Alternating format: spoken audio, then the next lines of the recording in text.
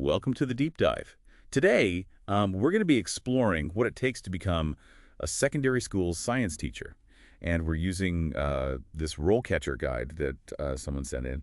And wow, it is seriously in depth. It really digs deep. I was impressed by just how much it covers. Yeah, it's not just about, knowing the difference between a Bunsen burner and a beaker. So you're passionate about science, love the idea of working with young people. Where do you even begin?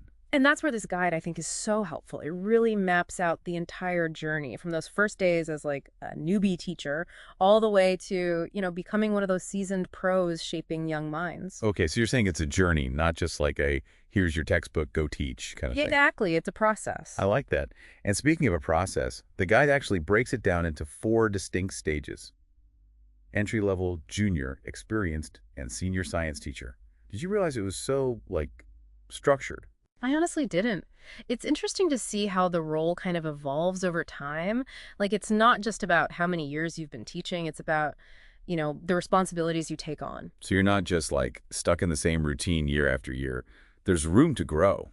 Definitely. And the guide even gives those really specific example profiles for each stage.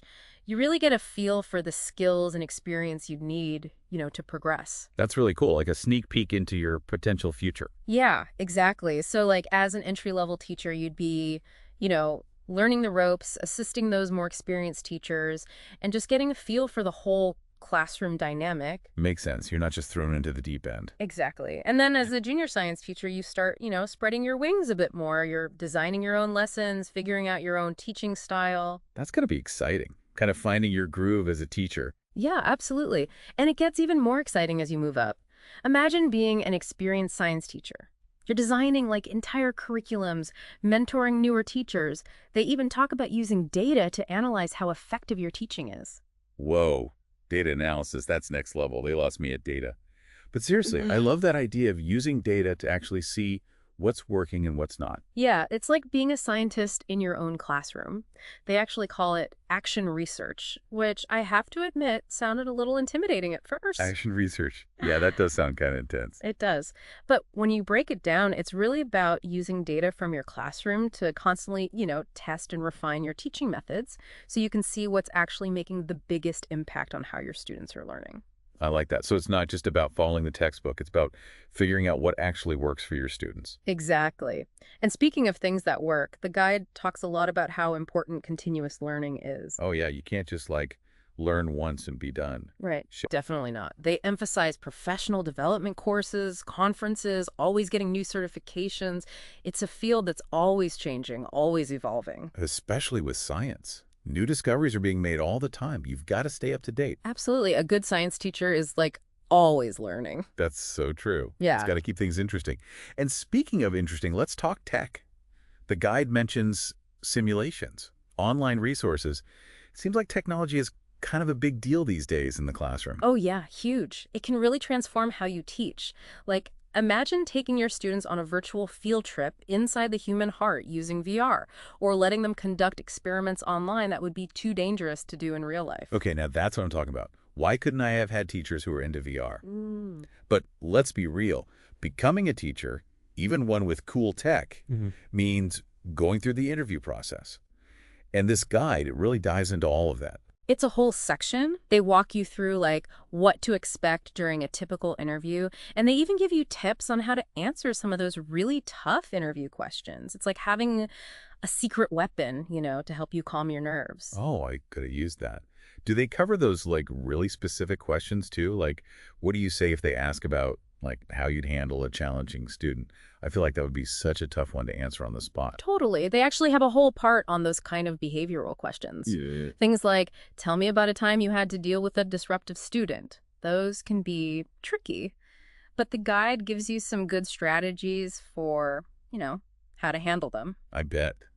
That would be so helpful to have a little prep talk before you walk into the interview. But even before you can stress about interview questions, you got to have those, basic qualifications. And it's not like just acing high school chemistry anymore, is it? No, definitely not. I mean, loving science is step one, but this guide, it really lays out all the formal qualifications you'd need. And it's a whole process. So what kind of stuff are we talking about? Give me the rundown. So first off, you usually need at least a bachelor's degree in, a science-related field. So that could be biology, chemistry, physics, environmental science. You get the idea. Right.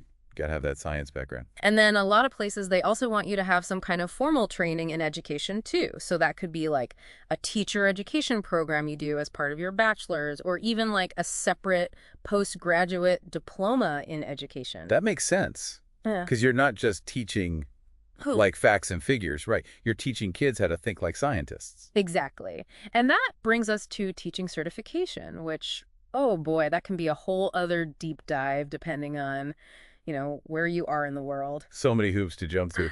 But Mm. let's say you've got the qualifications. What about those other like essential qualities that make a good science teacher, the things they can't really teach you in a classroom? Oh, those are key. And actually, this guide talks a lot about that stuff too, which I thought was really cool. Oh, like what? Well, for starters, they talk a lot about the importance of being a good communicator. Makes sense. If you can't explain something clearly, how are you supposed to teach it? Right? Exactly. It's not enough to just know the science yourself. You got to be able to break it down, make it engaging, maybe even like a little bit fun for those younger minds. It's true. My favorite teachers, they always made learning fun. Exactly. And then there's the whole like patience thing. You're going to be working with students who learn at different paces, who have different strengths, different challenges. Oh, for sure. You definitely need a lot of patience. The guide actually calls it differentiating your teaching, which basically means you need to be adaptable, flexible. You got to be able to adjust your teaching methods to fit like the unique needs of each student. So like some kids might learn best by, doing hands-on experiments. Exactly. Whereas others, they might be more visual learners. They need to see diagrams, watch videos, that kind of thing. Totally. It's all about meeting students where they're at. And then on top of that, you've got the whole like classroom management aspect too. Oh, yeah, that's a biggie. Keeping everyone engaged, making sure things don't devolve into total chaos that takes skill. I can only imagine. Like, what do you do if a kid just refuses to put their phone away? That's where those classroom management skills come in. And the guide actually gives you some good strategies for that too. Oh, good. I was starting to get stressed just thinking about it. Don't worry, it's all part of the job. But it's not all about, keeping things under control. The guide also really highlights all the rewards that come with being a science teacher. Like that feeling you get when you see that, aha moment click for a student, or when they get excited about a new scientific concept. That's pretty amazing. There's got to be something so rewarding about knowing you're making a real difference in those kids' lives. And it's not just about what you're doing in the classroom, right? Like the guide also talked about how there are all these different career paths you can take as a science teacher. Oh, yeah, tons. It's not just one straight line from like newbie teacher to retirement. So like what else could you do?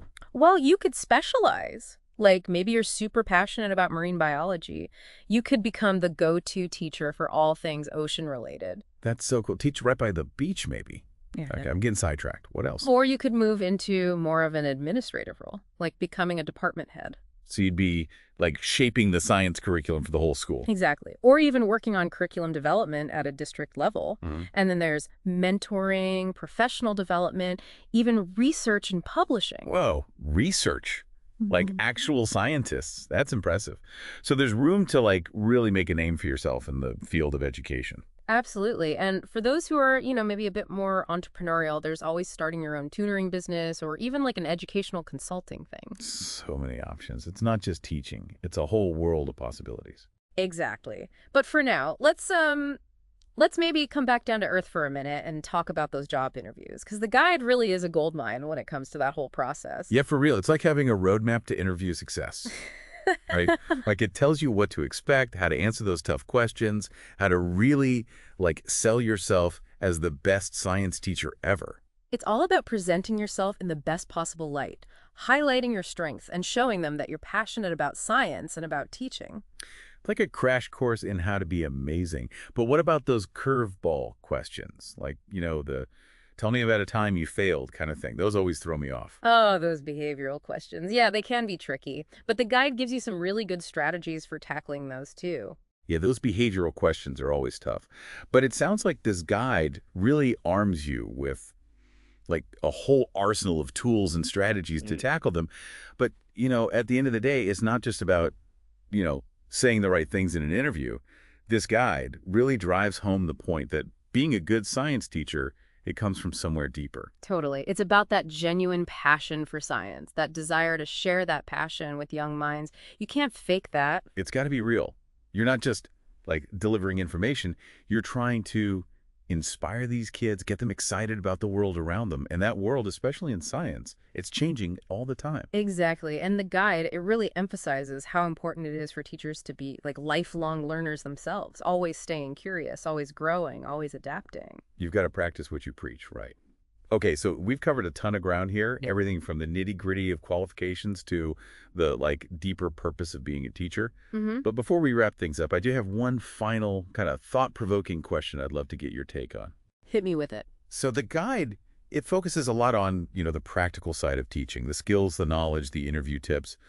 But what about the emotional side? Like, how do you create a classroom where every single student feels seen, heard, valued, a place where they feel safe to take risks, to ask questions, to, be themselves? That's such a great question. And honestly, I don't think there's one easy answer, but I think it starts with creating a space where it's okay to make mistakes. To not have all the answers right away. Exactly. A place where curiosity is celebrated, where asking why is more important than knowing all the right answers. I love that. It's about fostering that love of learning, that sense of wonder.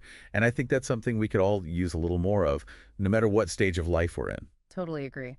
Well, on that note, I think we've done a pretty deep dive on this one. I think so too. This RoleCatcher guide, it was seriously impressive. So to everyone listening, if you're even thinking about becoming a secondary school science teacher, do yourself a favor and track down this guide. It's packed with insights, practical tips, even inspiring stories. It's like having a personal mentor in your back pocket. And who knows, maybe you'll be that teacher, the one who sparks a lifelong love of science in some lucky kid out there. And with that, we'll wrap up this episode of The Deep Dive.